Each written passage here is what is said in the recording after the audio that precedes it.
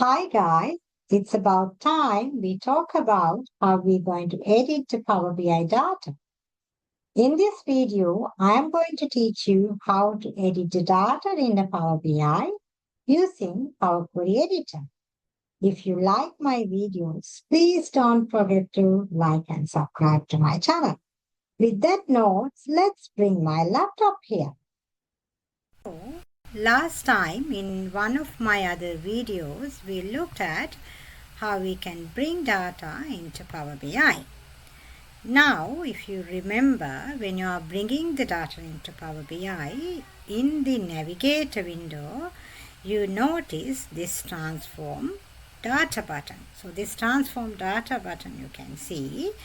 By clicking on this transform data button, we can land into Power Query Editor. Now, what is this Power Query Editor? The Power Query Editor is the editing tool within the Power BI, and by ingesting data into Power Query Editor, now I can edit this data before I use it for the reporting purposes. So now before I go ahead and change this data, let's look at the Power Query Editor window for a bit. And if I look at the right hand corner of the Power Query Editor, I can see the query settings of the editor. The top settings is the properties, the name properties. And in my case, I am bringing the data in an Excel sheet. And in the sheet name of that Excel is the sheet 1. So you can see that sheet 1 appear as the name property. The down below the name property, there are a number of steps that are applied into my data sets already. So the first step is the sources steps. This is indicative of the data source, and as you can see that I am bringing the data here from the sheet 1. And then the navigation step is actually diving into the data from the source. And when you look at my data, the first row of my data is actually the header of my data. So the system has automatically identified my first row as the header, and in the next steps it's been promoted as a header. And in the last step, some of my columns has identified with the data type by the system, and those data types has been already applied in this data set. Now let's look at what other steps I want to take to further transform this data. As soon as I looked at my data, the first column, I noticed that I do not have the column header for my column 1. So now if I wanted to have a column header for it, I need to double click on this column header and type the name I wish to add for my data, and click enter, hit enter. Now that I add this column header, I need to clean up the data in my this field. To do that, I need to go ahead and use this down arrow and remove all these values, all these unwanted values in this list, and click OK button. Now the last step I wanted to do for this column is to change the data type of this column. To do that, I need to go into the transform tab, and in the data type you can see that the data type is set to any data type, and now I'm changing this to the date data type. Now I am done with, and I'm happy with my column number 1. Now I'm going into my column number 2 to column number 9.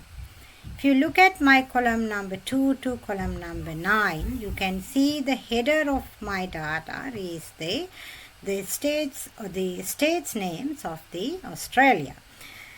So what I wanted to now do is, I really don't want these states name as the header. I want these states names in the tabular format. So I want these states names in the value section instead of the column header. To do that, I need to click on the column name, and again using the transform tab, I can hit the unpivoted column. So as soon as I hit this unpivoted column, the new column called attribute has created. So the New South Wales is the value of this column, and next to that column the value column is created with all the values related to the New South Wales. But this is not what I wanted. I don't want only for the New South Wales. I want these steps for all the other states. To do that, first of all, I need to undo the steps that I have completed now. To do that, go into my last steps in the applied steps list.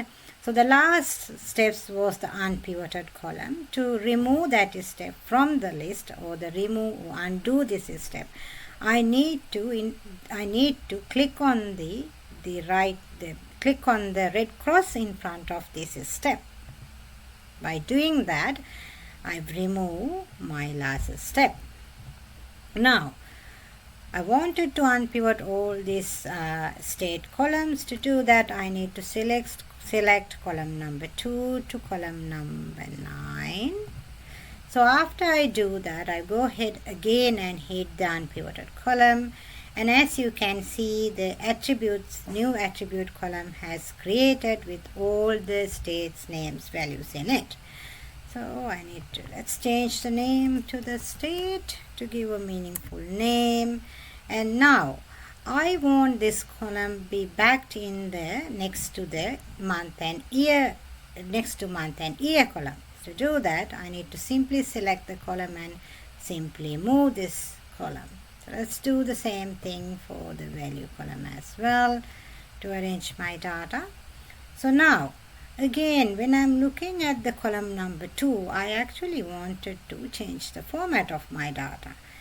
To do that, I need to hit on the format option again in the transform tab, and I'm changing the data into the uppercase. Now, I'm done with my second column, and when I come into the third column, I actually wanted to change the name to the volume, so it will be more meaningful. And you can see that data has already been identified as the number type. So I don't want to do anything with this column anymore. So let's look at my next column is the average salary column. So average salary column, by default, the system has identified this column as the number type, but I wanted to change it to the decimal number type. So let's do that. So once I've changed it to the decimal number, you can see that data has now changed it to the decimal data type. The next one in my data set is the record number. With the record number field, I actually want this record number field to be now split. To split this column, I need to choose the split column in the transform tab. When I click on the split column, you can see the number of ways that I can split my column. For my case, I am using by digit to non-digit. So as soon as I select the digit to non-digit, my column has now split into 2 columns. So the first column has the first 2 digits, and the rest of the data is in the column number 2. So in the column number 2, you can see that the hyphen in front of my data, and I really don't want this hyphen. To remove that hyphen, I need to go into the replace value in the transform tab, and the replace value box is open for me. So the value to find is the hyphen, and I don't want to replace it with anything. So I just simply want to remove it. Because of that, the replace with box replace box I'm leaving as a blank, and then click OK. Alright. Now I am done with my existing data set, and I now want to add the new column into my data set. To do that, I need to go into the Add Column tab. In the Add Column tab, first thing I want to do with my data is to add the index column. So to do that, I'll go ahead and click on the index column. So as soon as I add the index column into it, you can see that the index column is applied in my data set. Let's move my index column to the front of my data set.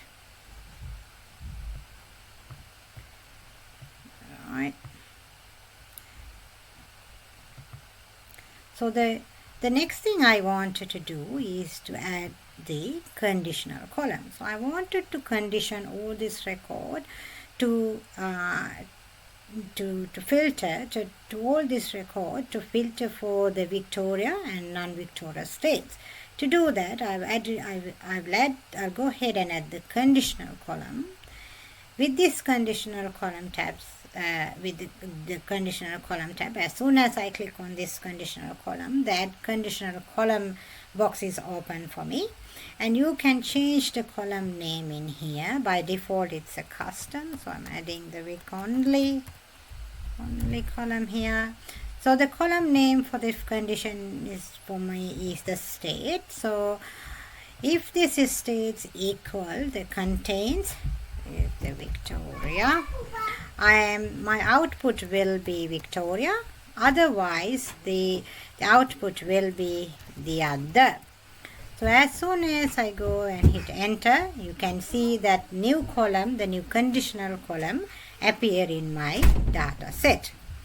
Now that I am completed this data set and I've done all my transformation steps with this data set, I need to apply those transformation steps into my data set. To do that, I need to go into the home button. I need to click on the home button or the home ribbon, and underneath of the first option you have is the either you can close and apply, or you can apply, or if you don't want to save these changes, apply these changes, you can simply close it. Otherwise you need to use either apply or the close and apply. For me, I am using my close and apply button, and now I can see that the changes now is being loading into and applying into my data set.